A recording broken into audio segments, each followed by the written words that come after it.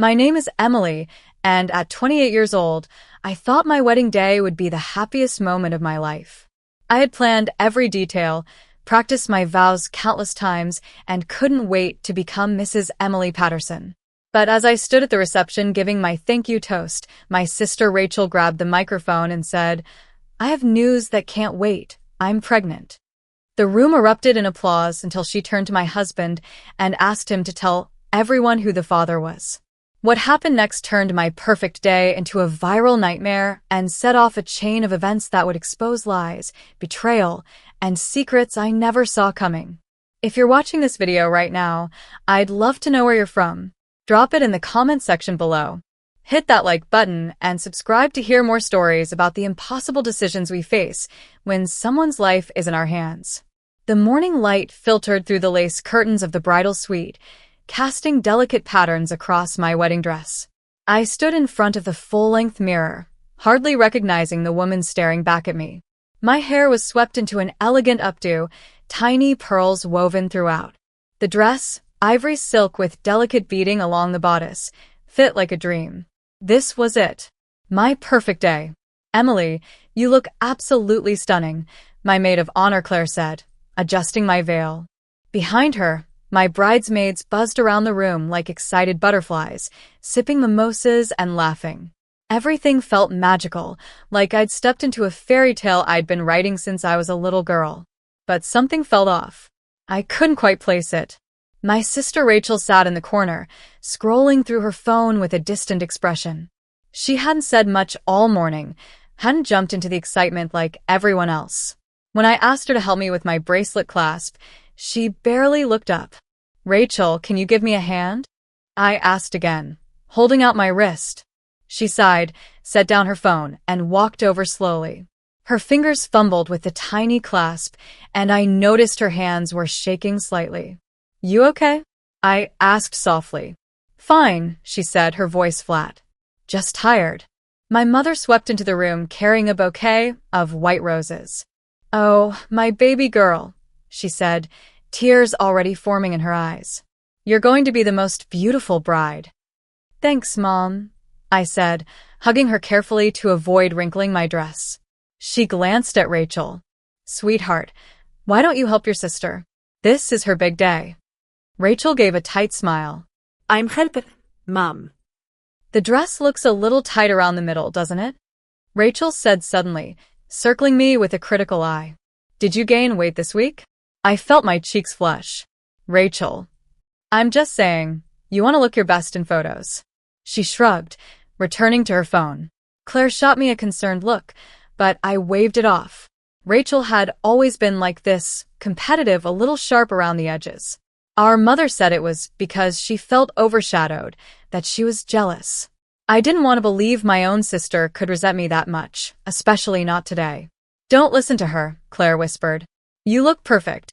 The ceremony took place in a charming countryside venue, with rows of white chairs arranged beneath towering oak trees.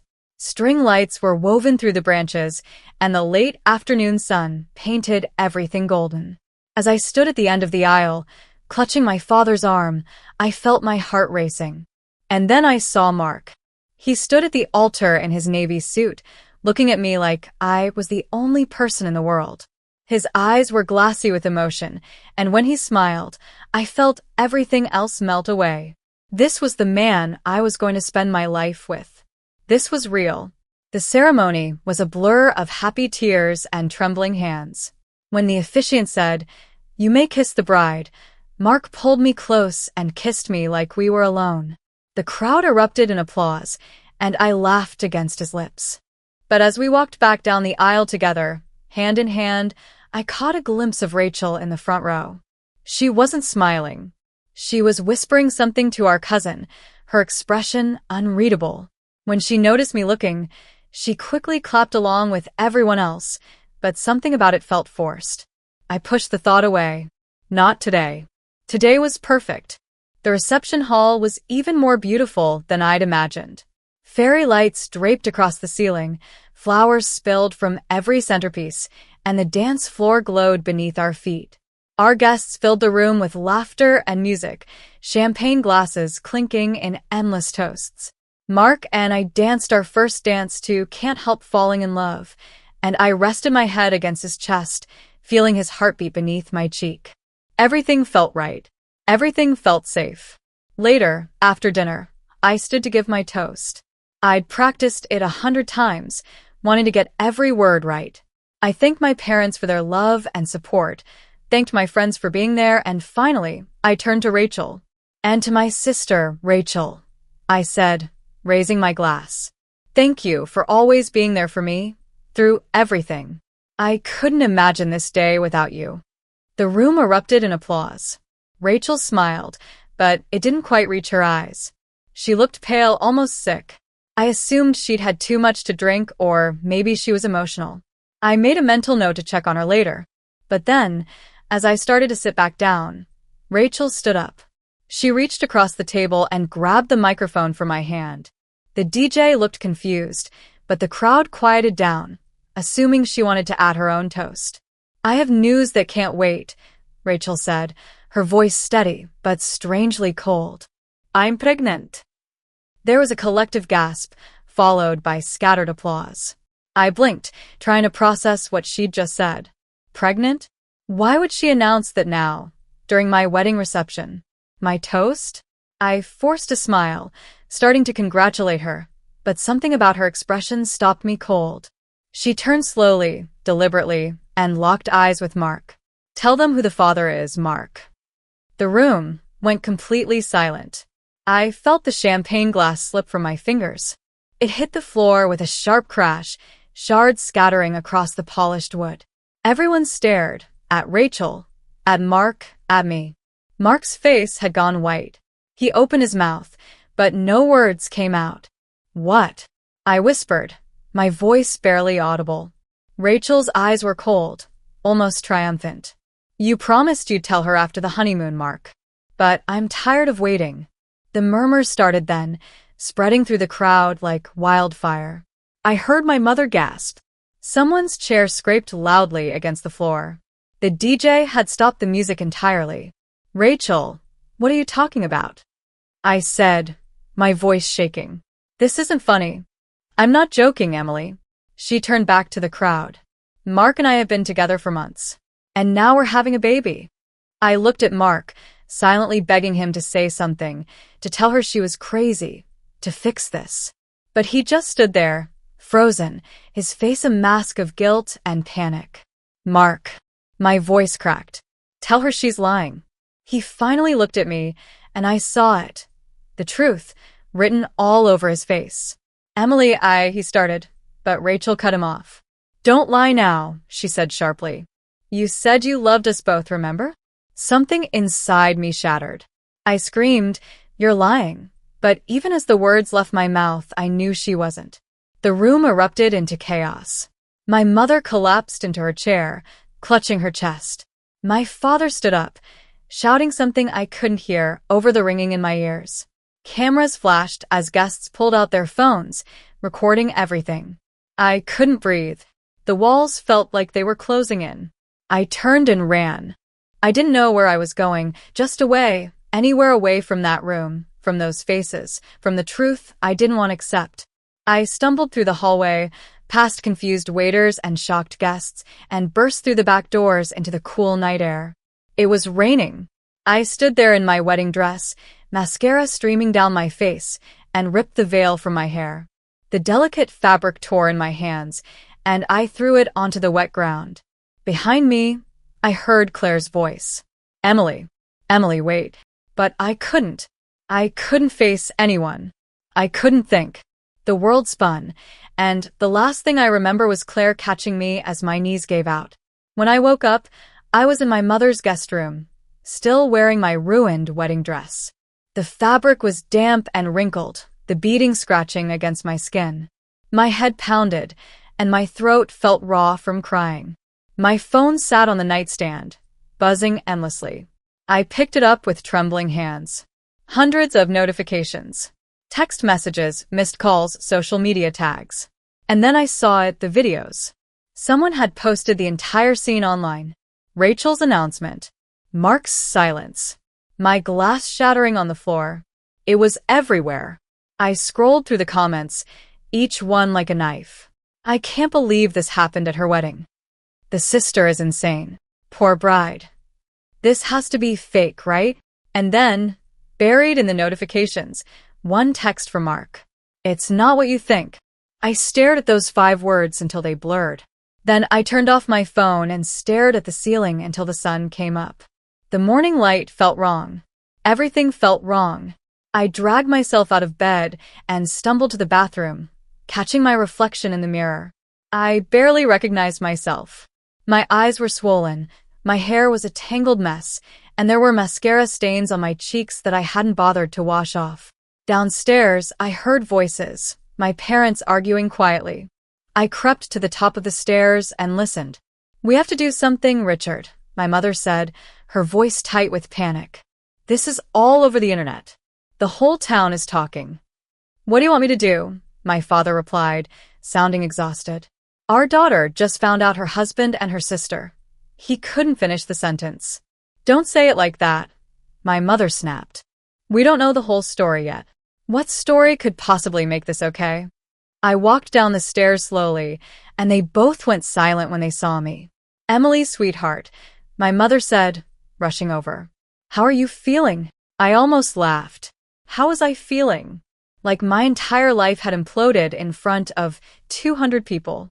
Ai fine, Ilid. My father turned off the television quickly, but not before I caught a glimpse of the headline. "Wedding disaster goes viral."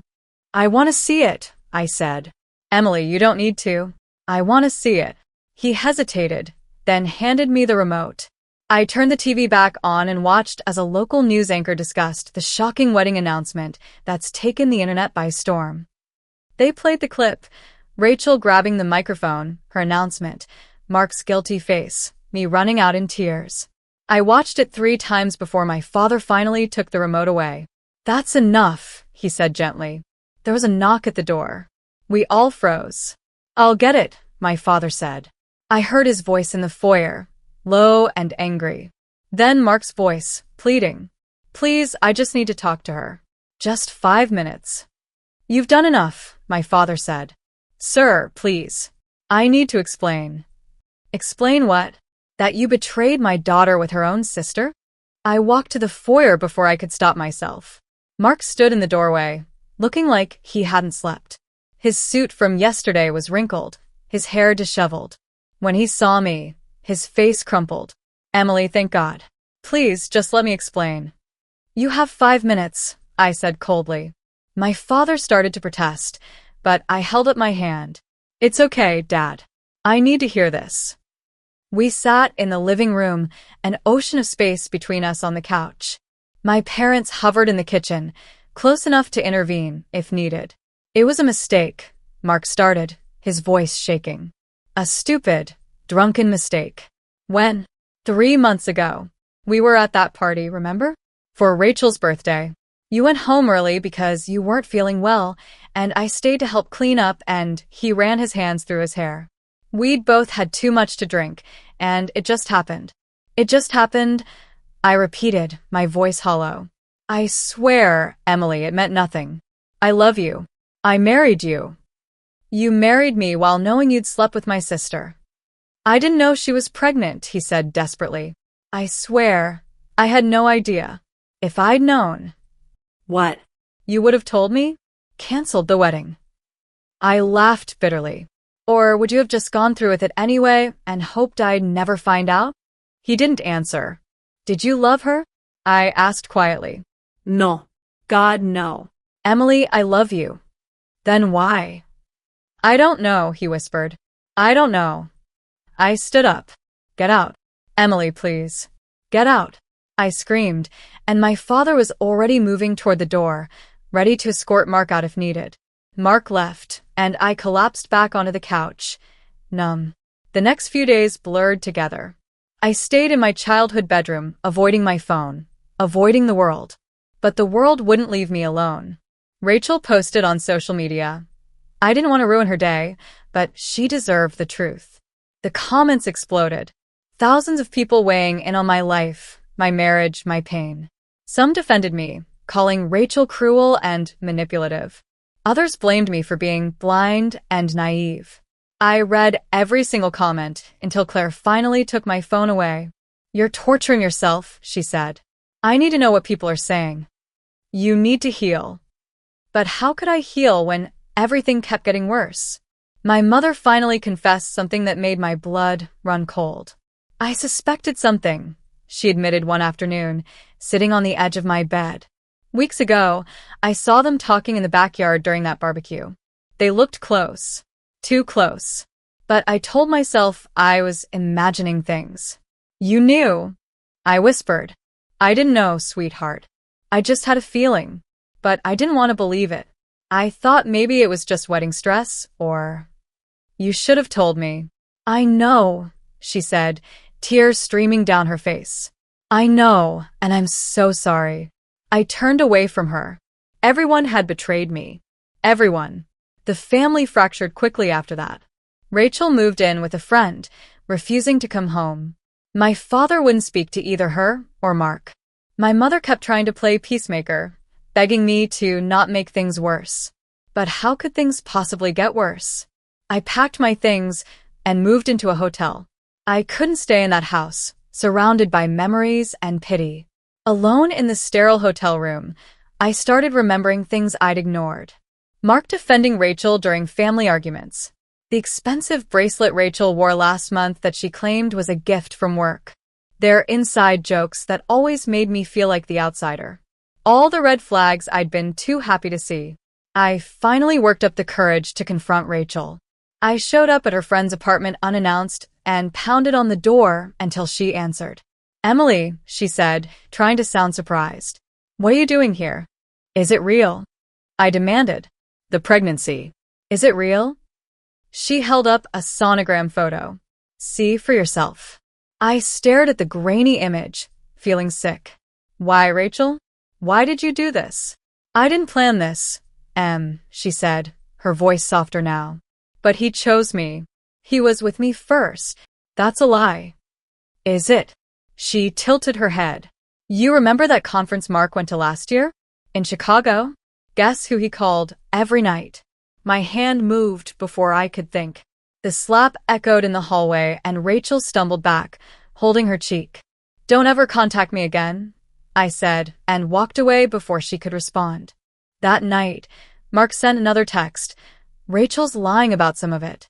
She's manipulating both of us. Please, can we just talk?" I didn't respond. Instead, I called a lawyer, a kind woman named Patricia, who specialized in family law. She listened to my story without judgment, taking notes on a yellow legal pad. "I want an annulment," I said. "Or a divorce. Whatever ends this fastest." "An annulment will be difficult," Patricia explained. "The marriage was legal, and it was consummated, correct?" I nodded miserably. "Then we're looking at divorce. But there's another issue. Did you and Mark share any assets? Bank accounts? Property?" "The house," I said. "We bought it together last year." Patricia frowned. "Then this could get complicated. You might lose not just your husband, Emily, but a significant portion of your financial stability." I left her office feeling even more defeated than when I'd arrived. That night, as I lay in the hotel bed staring at the ceiling, my phone buzzed with a message from an unknown number. "Rachel's not the only one he's been with." Attached was a photo. Mark with another woman, sitting in a cafe, holding hands across the table. The timestamp showed it was from 2 months ago, just weeks before our wedding. I stared at the photo until my vision blurred. How many more lies were buried beneath the surface? I must have stared at that photo for an hour straight, zooming in on every detail. The woman was blonde, pretty, maybe in her early 30s. She was smiling at Mark like he was the only person in the world. The same way I used to look at him. Who was she? I called the number back immediately, but it rang endlessly before going to voicemail. No greeting, just a generic beep. "Who is this?" I said into the phone. "Please, I need to know who you are." I didn't sleep that night. Instead, I did what I should have done weeks ago. I started digging. The next morning, I called the number again. This time, someone answered. "Hello." A woman's voice, cautious. "Who is this?" I asked. You sent me a photo last night. There was a long pause. My name is Sophie. I used to work with Mark. Used to? I quit 6 months ago. Look, can we meet somewhere? I don't want to do this over the phone. We agreed to meet at a small cafe on the edge of town, somewhere quiet where we wouldn't be recognized. I arrived early, ordered a coffee I didn't drink, and waited. Sophie walked in 15 minutes later. She was younger than I expected, with dark hair pulled into a ponytail and nervous eyes that darted around the room before landing on me. Emily, she asked softly. I nodded, and she sat down across from me. I'm so sorry about what happened at your wedding, she said. I saw the video. That must have been horrible. Why did you send me that photo? Sophie sighed. Because I know what Mark is, and I couldn't let you keep believing his lies. Who's the woman in the picture? Her name is Ashley. She's a sales rep Mark worked with on a few projects. They weren't involved. I saw them together multiple times. I thought about saying something back then, but I wasn't sure if you knew, and I didn't want to cause drama. My hands tightened around my coffee cup. How many others were there? Sophie looked down at her hands. I don't know for sure, but Mark had a reputation at the office. He flirted with everyone. Some of the women joked about it, but others they took it more seriously. And you? Did he ever? He tried, Sophie admitted. That's part of why I quit. He made me uncomfortable, and HR didn't do anything about it. I'm sorry, Emily. I should have told you sooner. I felt like I was drowning. There's something else, Sophie said hesitantly. Mark used to mention an apartment. He said it was for crashing after late nights at work, but some of us suspected he used it for other things. An apartment? Where? She gave me an address on the other side of town. I don't know if he still has it, but it might be worth checking out. I left the cafe with Sophie's words ringing in my ears. Mark wasn't just a cheater. He was a serial liar, a man who'd built an entire secret life behind my back. I drove to the address Sophie had given me, a modest apartment complex in a neighborhood I'd never been to. I sat in my car for 20 minutes, trying to build up the courage to go inside. Finally, I walked up to the 3rd floor and found the unit number. I knocked, not expecting an answer. But the door swung open slightly. It was unlocked. My heart pounded as I pushed it open and stepped inside. The apartment was small but furnished. And there, on the coffee table, was Rachel's handbag. I recognized it immediately. The expensive designer bag she'd been carrying at family dinners for the past few months. I opened it with shaking hands. Inside were prenatal vitamins, a hospital bracelet from an OB appointment, and a receipt for baby clothes dated 3 weeks before my wedding. They'd been planning this. Rachel had been living here, preparing for a life with my husband while I planned my wedding. I sank onto the couch, unable to process what I was seeing. That's when I noticed the box tucked under the side table. I pulled it out and opened it, finding stacks of papers, bills, receipts, and at the very bottom, a journal. Rachel's journal. I opened it to a random page and started reading. Emily has everything. She always has. Mom and Dad love her more, people like her more, and now she gets Mark too. It's not fair. Why does she get to be happy when I'm miserable? I flipped to another entry. Mark told me he loves me. He said Emily's too controlling, too needy. He wants to be with me, but he's scared of what people will think. I told him we could make it work. We just have to be patient. And then, the one that made my blood run cold. If I can't have happiness, I'll take hers. I dropped the journal like it had burned me. Rachel hadn't just made a mistake. She'd orchestrated this. She'd deliberately set out to destroy my life. But Mark wasn't innocent either. I kept digging through the box and found bank statements, loans taken out in my name, credit cards I'd never opened, all listing my income without my signature. Mark had been committing fraud. I took photos of everything with my phone, then carefully packed the journal and documents into my bag. This was evidence. This could save me. When I got home, I called Patricia immediately. He took out loans in my name, she repeated, her voice sharp. Emily, that's identity theft. That's a federal crime. What do? We file a police report, and we use this in the divorce proceedings. This changes everything. For the first time in weeks, I felt a flicker of hope. But that flicker died when I checked social media and saw Rachel's latest post. She was live streaming, tears running down her face as she talked about how heartbroken she was. Her followers flooded the comments with supportive messages, sending her money and gifts. She was profiting off this nightmare. I wanted to scream. Instead, I kept digging. If Rachel and Mark thought they could destroy me, they were wrong. I was going to find every lie, every secret, every dirty truth they'd buried. And I was going to bury them with it. The next day, I got a call from an unknown number. When I answered, a woman's voice said, "Is this Emily Walters?" Yes. "Who is this?" "This is Dr. Patel's office. We're calling about Rachel's missed appointment." I froze. "I'm sorry, what?" "We have you listed as her emergency contact. She missed her prenatal appointment last week, and we wanted to follow up." "Wait," I said slowly. "Are you saying there's no record of her pregnancy?" There was a pause. "I can't discuss patient details over the phone. But if you're her emergency contact, perhaps you could encourage her to reschedule." The line went dead. I sat there, phone in hand, my mind racing. Was Rachel lying about the pregnancy? I drove straight to her friend's apartment and pounded on the door until she answered. "What do you want, Emily?" she snapped. "Are you actually pregnant, Rachel? Or is this another one of your games?" Her face went pale. "What are you talking about?" "The clinic called. They said you missed your appointment. They said there's no record." Fin. Rachel shouted, slamming her hand against the doorframe. "Fine, you want the truth? I'm not pregnant. I never was." The world tilted. "You lied? I faked it, okay?" Rachel's voice was shrill now. "I thought if I could force Mark to choose, he'd pick me. But he didn't. He didn't choose either of us. He's a coward." "You destroyed my wedding over a lie?" "Your wedding?" Rachel laughed bitterly. "You never saw him for what he was, Emily. You thought he was perfect. I was doing you a favor." I turned and walked away before I did something I'd regret. That night, I confronted Mark over the phone. "Did you know?" I demanded. "Did you know Rachel was lying about the pregnancy?" His silence was answer enough.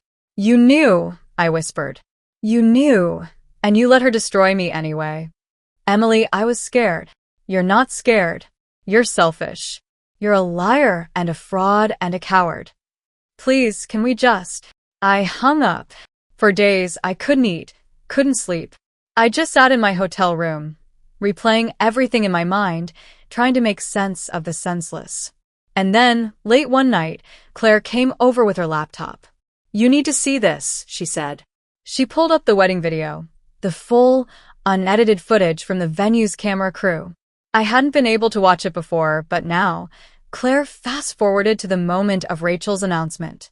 "Watch your mother," Claire said, pointing at the screen. I leaned closer. In the chaos of the announcement, my mother leaned over and whispered something to Mark. The audio was muffled, but Claire had enhanced it. "It's done. Just go along." Mark nodded. I felt the air leave my lungs. "What does that mean?" I whispered. "I don't know," Claire said. "But I think you need to ask her." I watched that moment over and over again. My mother's lips moving. Mark nodding. "It's done. Just go along."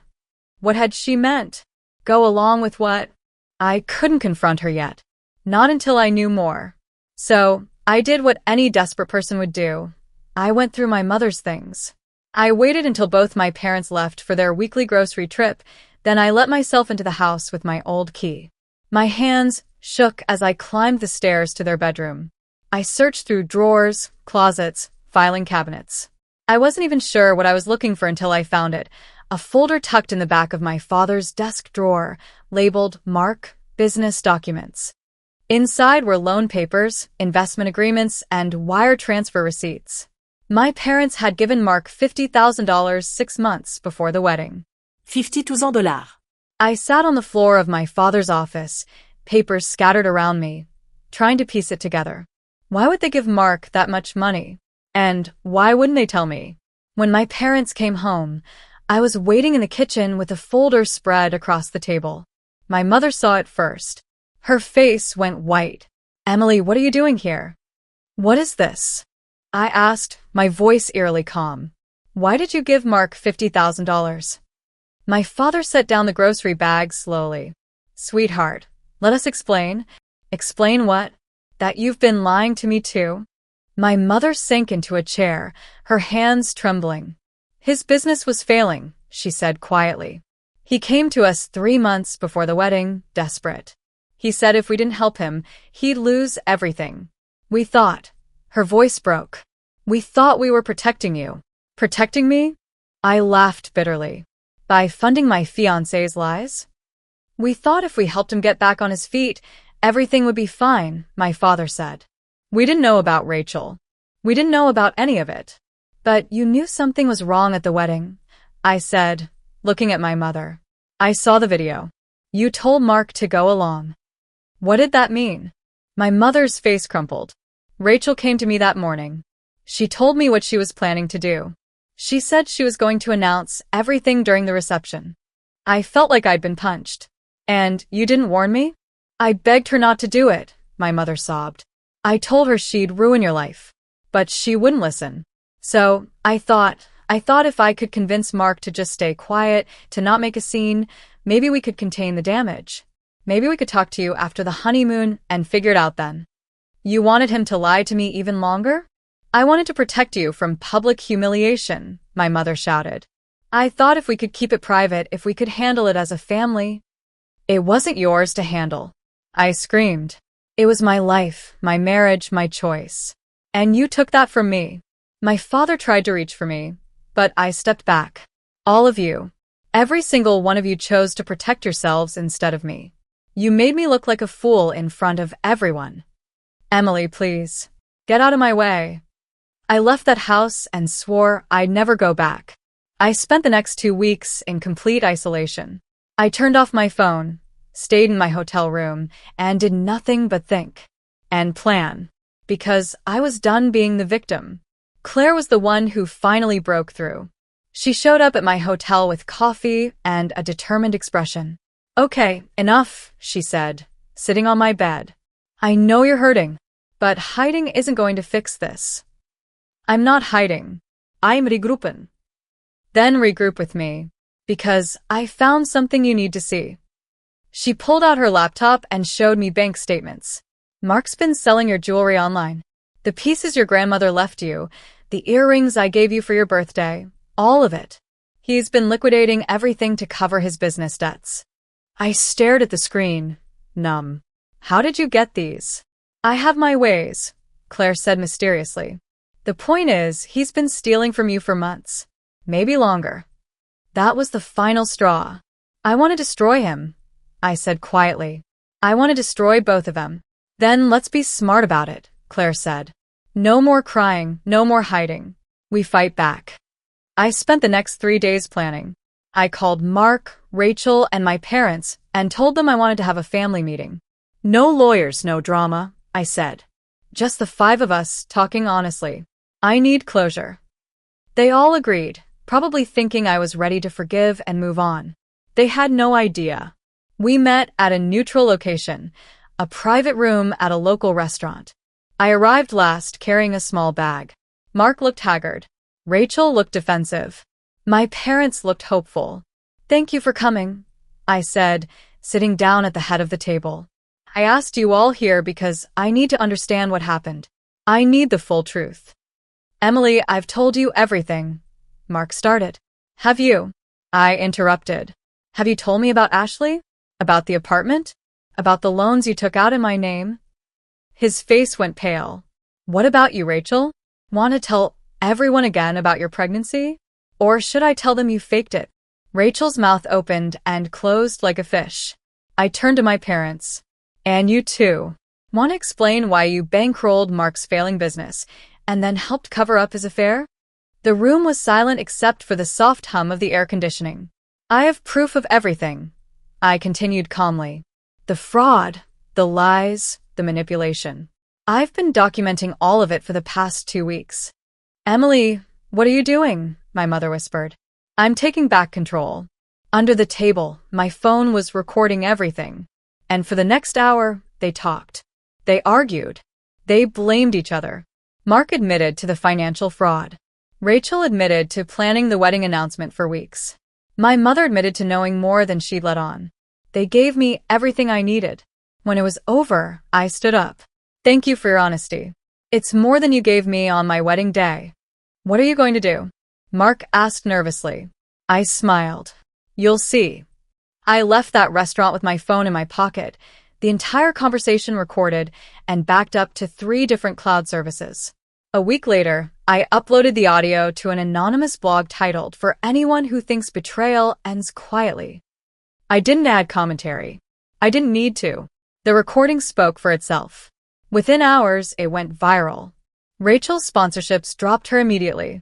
Mark's business contacts distanced themselves. My mother's friends stopped calling.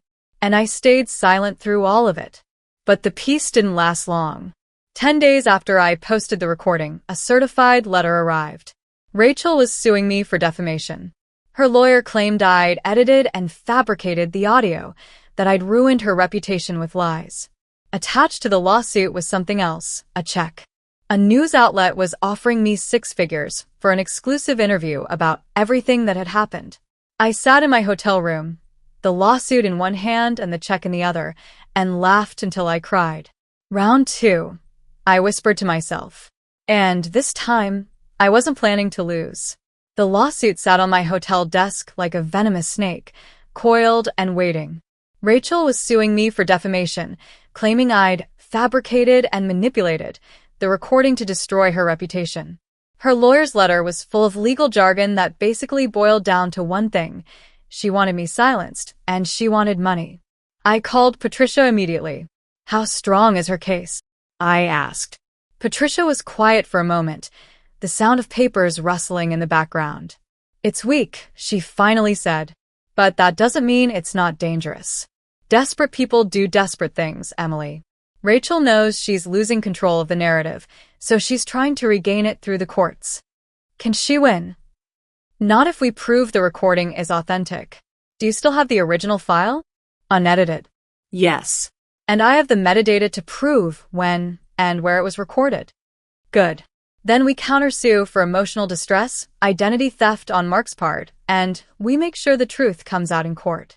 But Emily, Patricia paused. This is going to get ugly. Are you prepared for that? I thought about everything I'd already been through. The humiliation, the betrayal, the lies. Could it really get worse?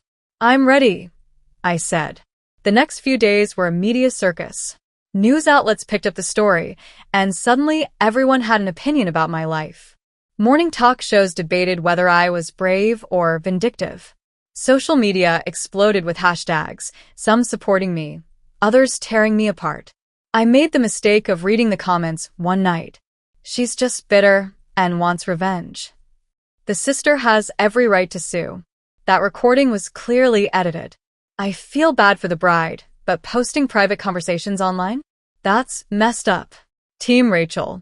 She deserves happiness too. Claire physically took my laptop away. Stop torturing yourself. These people don't know you. They don't know what really happened.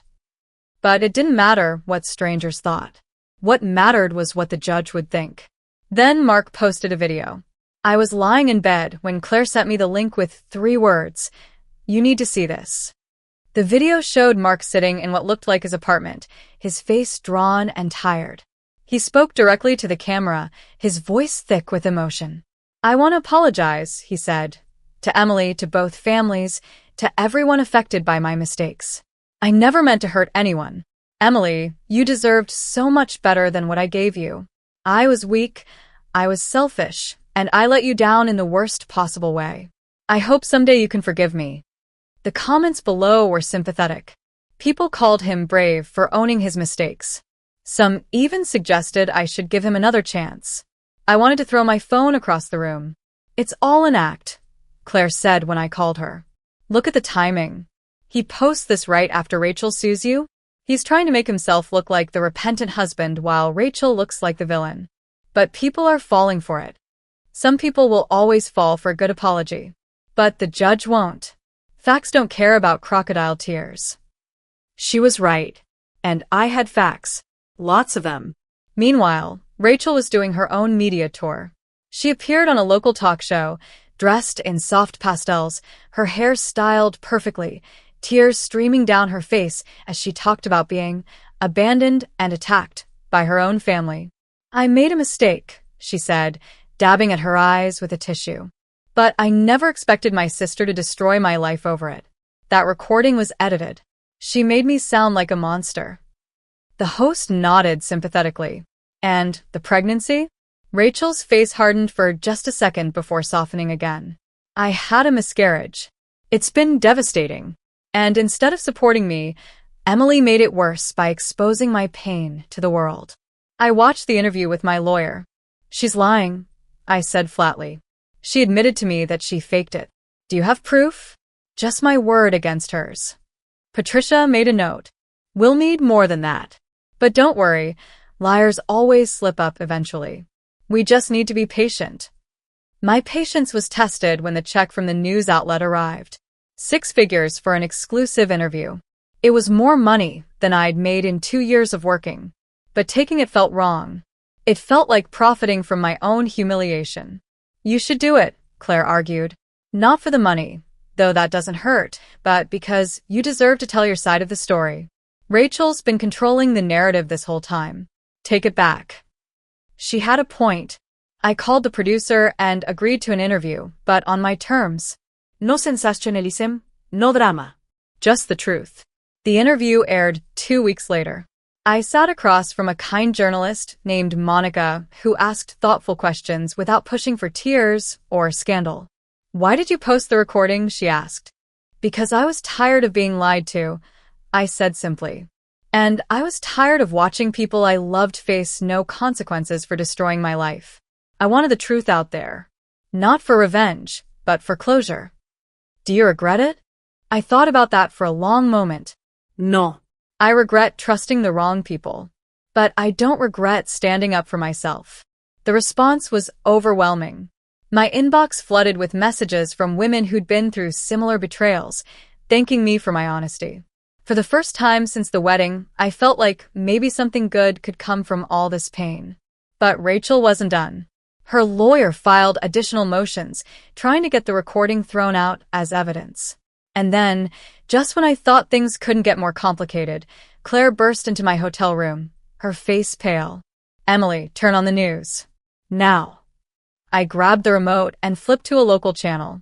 And there, on the screen, was Rachel, standing outside a courthouse, one hand resting on her stomach. "I'm pregnant," she announced to the cameras. "And the father wants to reconcile." The camera panned to show Mark standing beside her, his hand on her shoulder. My entire world tilted. "She's lying," I whispered. "She has to be lying." But the news anchor was already speculating about this surprising development and what it might mean for the lawsuit. I called Patricia immediately. "Can she do this? Can she just announce another pregnancy to manipulate the court?" "She can announce whatever she wants," Patricia said grimly. "But we'll verify it. If she's lying again, it'll destroy her credibility. And if she's telling the truth," she paused, "well, we'll deal with that too." I hung up and sat in stunned silence. Mark and Rachel, together again. Or maybe they'd never really been apart. Claire sat beside me, her hand on my shoulder. "This doesn't change anything," she said firmly. "You're still going to win." But as I stared at the frozen image of them on the TV screen, I wondered if winning even mattered anymore. The pregnancy announcement dominated the news cycle for days. Reporters camped outside Rachel's apartment. Gossip sites speculated about wedding dates and baby names. And I watched it all from a distance, numb and exhausted. Patricia came through with information faster than I expected. "She's not pregnant," Patricia said over the phone, her voice clipped and professional. I subpoenaed her medical records through the court. "There's no pregnancy." Again. I closed my eyes. So she's using the same lie twice. Which means her credibility is about to implode.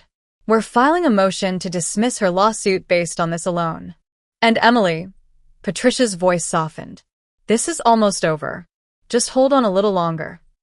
But before we could file anything, Mark reached out. The text came late at night. "Please. I need to talk to you. Just once.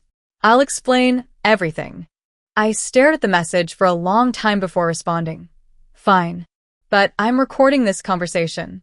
We met at a coffee shop across town, somewhere quiet where no one would recognize us. Mark looked terrible, hollow-eyed and gaunt, like he hadn't slept in weeks. Thank you for coming, he said as I sat down. I didn't respond.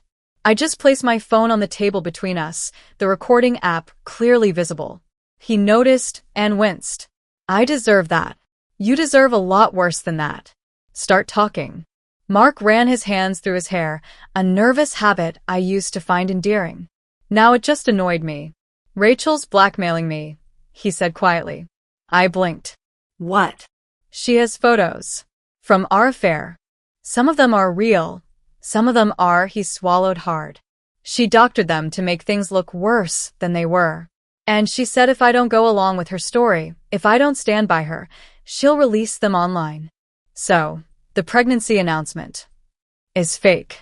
I knew it was fake. But I couldn't say anything because she threatened to destroy what little reputation I have left. I leaned back in my chair, processing this. Why are you telling me now? Because I can't do this anymore, he said, his voice breaking. I can't keep lying. I can't keep pretending. Emily, I know I don't deserve your forgiveness. I know I destroyed everything we had. But I need you to know that I never wanted any of this. You slept with my sister, Mark. You committed fraud in my name. You stood by while she humiliated me at our wedding. You wanted all of that. I was weak. You were selfish. I stood up. And you're still being selfish. You're only telling me this now because Rachel's threats finally outweigh your guilt, not because you suddenly grew a conscience. Emily, please. Give me the photos. All of them. And I want a written statement about everything Rachel's done. If you do that, I'll consider not pressing charges for the fraud. He looked up at me, desperate and pathetic. Thank you. Don't thank me. I'm not doing this for you. I left with a flash drive full of photos and a signed statement. Patricia nearly cheered when I showed her. This is it, she said. This is what we need to end her lawsuit and her manipulation. We present this to the judge, and Rachel's case falls apart. The court hearing was scheduled for the following week. I spent those days preparing, going over my testimony with Patricia, making sure every piece of evidence was organized and ready. The morning of the hearing, I dressed carefully. A simple navy suit, minimal makeup, my hair pulled back.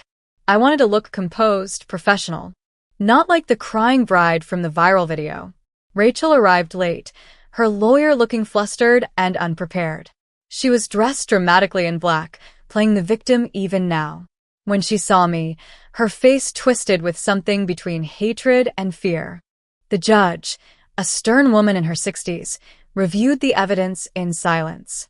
We'd submitted everything, the original recording with metadata, Mark's statement, the medical record showing no pregnancy, the photos proving Rachel's blackmail.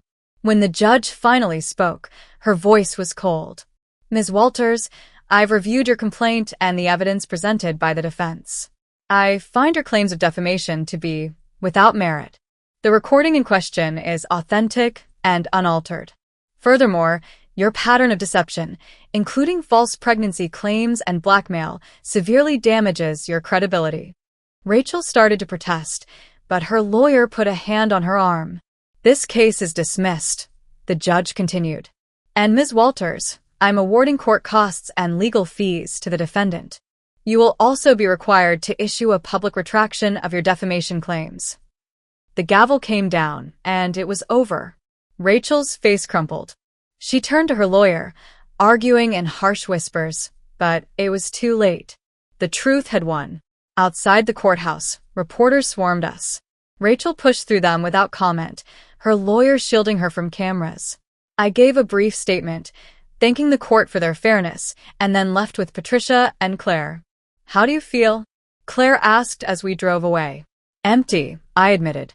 I thought I'd feel victorious, but I just feel tired. That's normal, Patricia said. You've been fighting for months. Now you can finally rest. But the fallout was immediate and brutal. News outlets picked up the story within hours. Sister's fake pregnancy scandal exposed. Rachel's social media accounts were flooded with angry comments. Her remaining sponsors dropped her. The talk show where she'd cried about her miscarriage issued a statement saying they'd been misled. Mark's company officially shut down the next day. He posted one final message online: "I take full responsibility for my actions. I'm sorry." Then he deleted all his accounts and disappeared. I heard through mutual friends that he'd moved to another state, trying to start over somewhere no one knew his name. I visited my parents one last time. My mother opened the door, her eyes red from crying. "Emily," she said softly, "I've been hoping you'd come." We sat in the living room where I'd grown up, surrounded by family photos that now felt like lies. "I'm sorry," my mother said, tears streaming down her face. "I'm so sorry. I thought I was protecting you, but I only made everything worse." "You chose to protect your image over your daughter," I said quietly. "That's what hurts the most." "I know, and I'll regret it for the rest of my life." My father sat beside her, his hand on her knee. "We love you, Emily. We always have. We just made terrible choices." I looked at them, these people who'd raised me, who I'd trusted completely, and felt a complicated mix of love and disappointment. "I forgive you," I said finally, "but things can never go back to how they were. You understand that, right?" They nodded, both of them crying now. "I need time," I continued. "And space. Maybe someday we can rebuild this, but not now." "Not yet." I stood to leave, and my mother caught my hand. "I'm proud of you," she whispered, "for fighting back, for standing up for yourself. I should have done the same for you." I squeezed her hand once, then let go. As I drove away from my childhood home, I felt something shift inside me. Not closure exactly, but a release. Like I'd been holding my breath for months and could finally exhale. That night, alone in my hotel room, I opened my laptop and started writing. Not for the media, not for a lawsuit. Just for me. I wrote about the wedding, about the betrayal, about the lies and the pain and the slow, agonizing process of rebuilding myself from the ashes. And for the first time since this nightmare began, I cried, not from grief, but from relief. It was finally over. But as I closed my laptop and prepared for bed, my phone buzzed with an email. No sender name, no subject line, just an attachment. I opened it and found a single ultrasound photo. Recent, dated just 2 weeks ago, and listed as the emergency contact. Emily Walters. I stared at the image, my heart racing. What was this? Another lie? Another manipulation? Or something else entirely? I didn't sleep that night. I kept staring at the ultrasound photo, trying to make sense of it. Why would someone list me as an emergency contact? Why send it anonymously? At 7 in the morning, I called the clinic listed on the image. "Hi, I received an ultrasound photo with your clinic's information," I said, trying to sound calm. "My name is listed as the emergency contact, but I don't understand why." The receptionist put me on hold, and after several agonizing minutes, a nurse picked up. "Ms. Walters." "Yes." "I'm so sorry for the confusion. Your sister Rachel recently updated her emergency contact information to include you. The system automatically sends copies to all listed contacts." "My sister. Of course. Is she actually pregnant this time?" I asked, my voice flat. There was a pause. "I can't discuss specific patient details, but I can confirm she's currently receiving prenatal care at our facility." I thanked her and hung up, my mind racing. So Rachel was actually pregnant. But who was the father? Mark was gone. Unless she'd been lying about that too. I tried to push it out of my mind. Rachel's life wasn't my problem anymore. I'd won the lawsuit, cleared my name, and started the process of moving on. Whatever drama she was creating now, I wanted no part of it. But Rachel had other plans. Over the next few weeks, her messages started coming. First sporadically, then constantly. "Emily, please. I need to talk to you. I know you hate me. I deserve it. But I need help. I'm sorry for everything. Please just hear me out." I deleted every message without reading past the first line. Claire kept telling me to block her number entirely, but some masochistic part of me wanted to see how desperate she'd become. Then the messages turned darker. You think you won, but you didn't. If I can't win, I'll make sure you lose everything you love. This isn't over, Emily. That's when I finally showed them to Patricia. This is harassment, she said immediately. And that last message could be construed as a threat. We need to file a restraining order. Is it really that serious? Patricia gave me a long look. Emily, your sister has proven she's capable of elaborate manipulation and public humiliation. She's lost everything. Her reputation, her sponsors, her credibility. People like that become dangerous when they have nothing left to lose. We filed for the restraining order that afternoon. But Rachel didn't stop. She started leaking information to tabloids, private emails from years ago, old photos with embarrassing captions, anything she could find to paint me as vindictive and cruel. Most outlets ignored her. The few that published her stories were quickly discredited when readers pointed out her history of lying. But the damage still hurt. Every new headline, every twisted story felt like another wound. Then she tried something new. She contacted my workplace, my friends, even distant acquaintances, telling them I was dangerous and unstable. She claimed I'd threatened her, that I was stalking her, that she feared for her safety. Most people saw through it, but a few believed her, and that was enough to make my life difficult. I lost a freelance client who said they couldn't work with someone involved in so much drama. An old college friend stopped responding to my messages after Rachel reached out to her. She's spiraling, Claire said when I told her. And she's trying to take you down with her. How do I stop her? You don't engage. You document everything, you keep your head down, and you let her destroy herself. Because that's what she's doing, Emily. Every lie, every desperate move just proves to everyone that you were right about her. Claire was right, but it didn't make it easier. The breaking point came when reporters caught Rachel outside a grocery store, disheveled and shouting at cameras. You want the truth? She screamed. Emily ruined my life. She turned everyone against me. I have nothing because of her. The footage went viral, but not in the way Rachel intended. People weren't sympathetic. They were disturbed. Comments called her unhinged and out of control. I watched the video once, then closed my laptop. I felt no satisfaction, no victory. Just sadness. Rachel had destroyed herself, and no matter how much she'd hurt me, watching her spiral was painful. 2 weeks later, I received a call from Rachel's lawyer. Not to threaten or sue, but with an offer. My client would like to settle everything peacefully, he said carefully. She's willing to sign a public retraction admitting to everything, the lies, the manipulation, all of it. In exchange, she asks that you agree to no further legal action and that both parties agree to move forward separately. What's the catch? No catch. Ms. Walters is entering a treatment facility and wants to close this chapter of her life. She knows she can't undo the damage she's caused, but she's hoping for a clean break. I thought about it for a long time. Part of me wanted to refuse, to make her suffer more. But what would that accomplish? She'd already lost everything, and I was tired of fighting. I'll agree on one condition, I said. The retraction has to be detailed and public. I want the truth in writing, not vague apologies. Done. The retraction was posted 3 days later across all of Rachel's remaining social media accounts and sent to every major outlet that had covered the story. I, Rachel Porter, want to publicly admit that I lied about multiple pregnancies, manipulated my sister Emily and her husband Mark, and falsely accused Emily of defamation. The recording she posted was authentic and unedited. Everything Emily has said about my behavior is true. I take full responsibility for the pain I've caused, and I sincerely apologize to everyone I've hurt. It was everything I'd wanted to hear months ago, but now reading it felt hollow. I forwarded the statement to Patricia with a simple message. It's over. She called me immediately. How do you feel?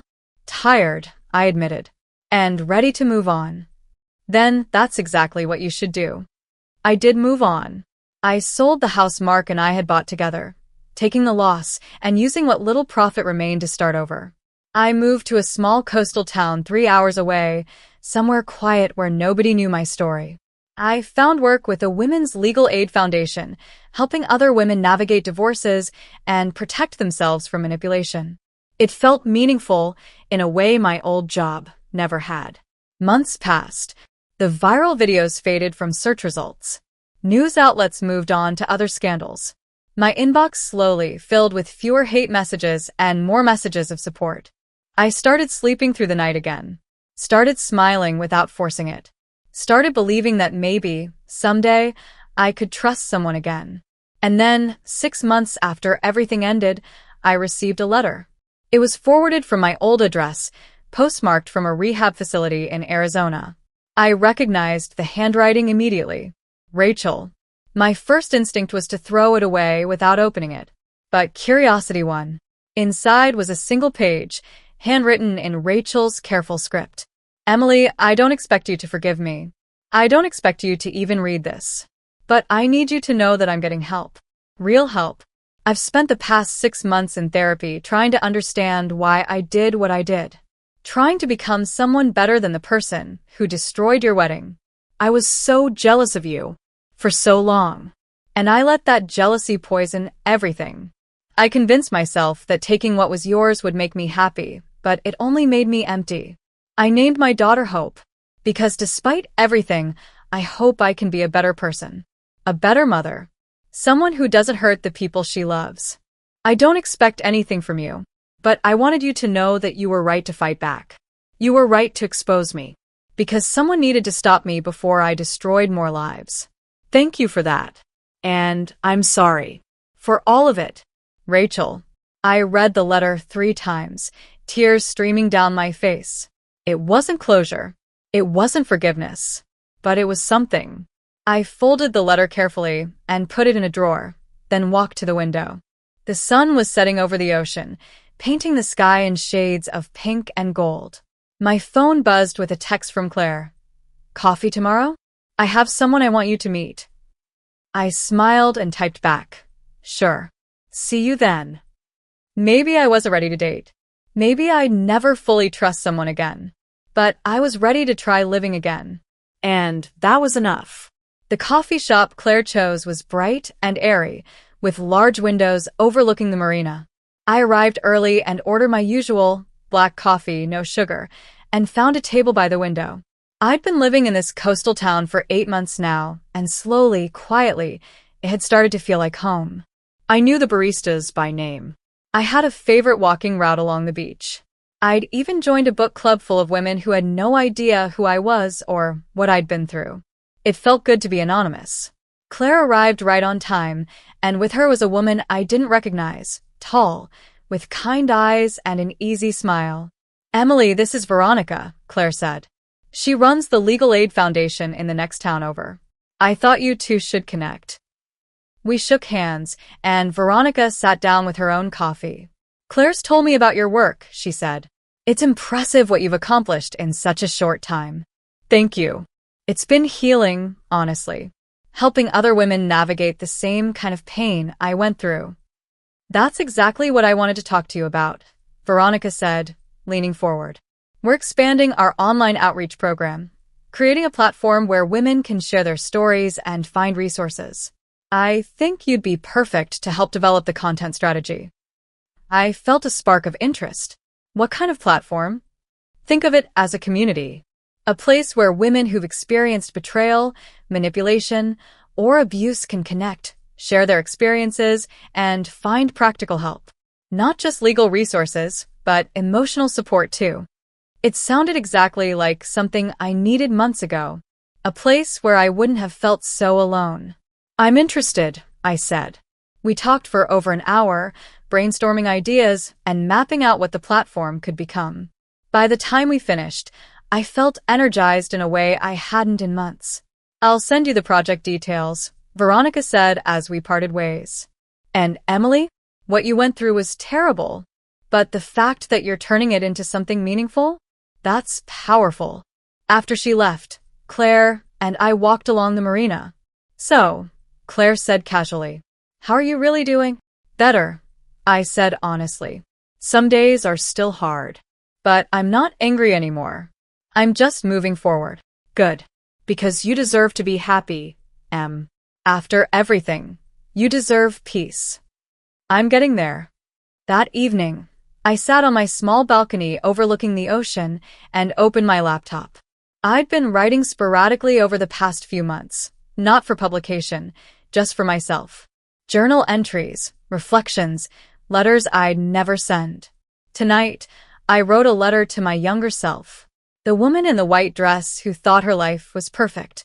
Dear Emily, you don't know it yet, but your wedding day is going to be the worst day of your life. The man you love is going to betray you. Your sister is going to humiliate you. Everything you thought was real is going to shatter. And you're going to survive it. You're going to be stronger than you ever thought possible. You're going to stand up for yourself when everyone expects you to stay quiet. You're going to fight for the truth even when it hurts. You're going to lose people you loved. But you're going to find yourself in the process. The road ahead is hard. But you're going to make it. And on the other side, you're going to build something beautiful from the broken pieces. So when that moment comes, when your sister grabs that microphone, remember this. You are not defined by what they did to you. You are defined by how you rise above it. You've got this. Emily. I saved the letter and closed the laptop, feeling lighter. The next morning, I woke to a message from an unknown number. My first instinct was to delete it, but something made me open it. Emily. This is Sophie. We met months ago at that cafe. I saw the news about your platform idea, and I wanted to reach out. If you ever need someone to share their story about workplace harassment and standing up to manipulators, I'm here. You inspired me to finally file a formal complaint against my old boss. Thank you for showing me it's possible to fight back. I stared at the message, unexpected tears forming in my eyes. Maybe this was the real closure. Not Rachel's apology or Mark's disappearance, but the knowledge that my pain had helped someone else find their strength. I spent the next few weeks working on the platform with Veronica. We called it Rising, and we designed it to be both practical and hopeful. Women could access legal resources, find therapists, read stories from others who'd survived betrayal, and share their own experiences anonymously if they chose. When we launched it, the response was overwhelming. Within the first week, we had over 10,000 visitors. Women from all over the country sharing their stories, offering support, finding community. I read every story that came through, and each one reminded me why this mattered. We weren't just creating a website. We were building a lifeline. One afternoon, while moderating the forum, I came across a post that made me pause. My sister destroyed my wedding day by announcing she was having an affair with my husband. For months, I wanted revenge.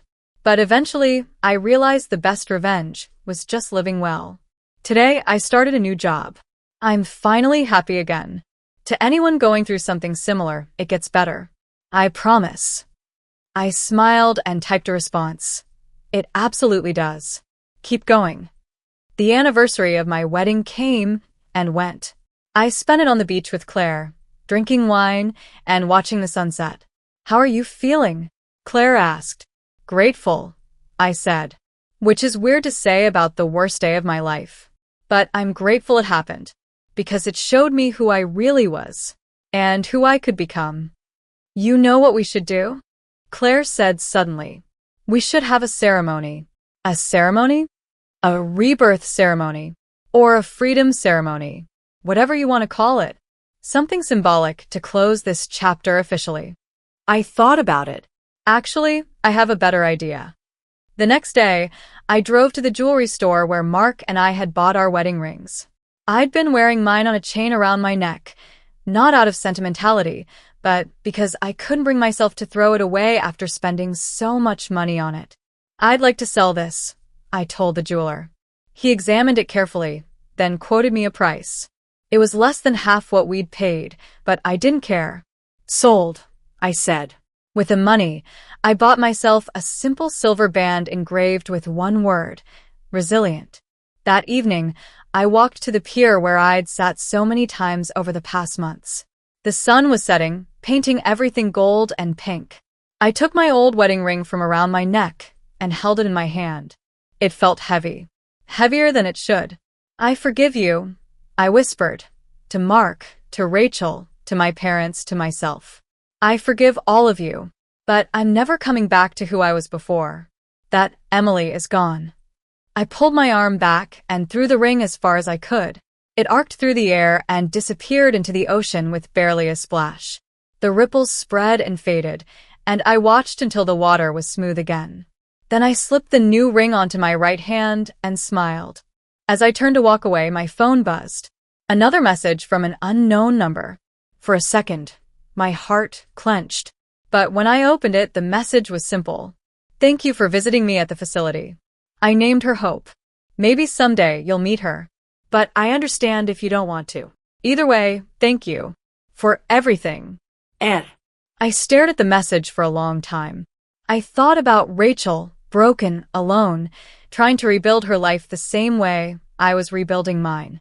I thought about her daughter, Hope, who would grow up with a mother trying desperately to be better than who she'd been.